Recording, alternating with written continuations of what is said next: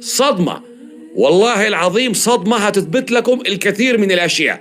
شوفوا لي الفيديو هذا، والفيديو هذا وراه قصة كبيرة، وركزوا لي في الوجيه اللي في هذا الفيديو. يا عم أيمن علينا إيجارات متراكمة وإحنا سامرين في الظلام، ما فيش معنا مصاريف. فعلينا الخير عشان يساعدونا بحق الإيجار، وإحنا عمي مساكين الله نرحم، والله يجزيهم ألف خير ويسكنهم الجنة ويبنوا لهم قصر بالجنة.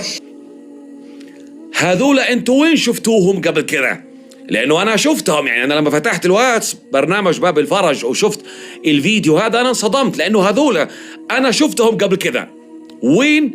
في برنامج تلفزيوني، في أحد البرامج الخيرية اليمنية التي تعرض على إحدى الفضائيات اليمنية. إيش البرنامج؟ إيش القناة؟ مش مهم، الغلط مش منهم، يعني هم عملوا اللي عليهم، كثر الله خيرهم وزيادة، لهم طريقة عمل ولكن ما تمشي دائما. ليش؟ أقول لك ليش. يعني أنا خلاص من أمس طبعا فتحت واتساب حق المناشدات برنامج باب الفرج، أقسم بالله العظيم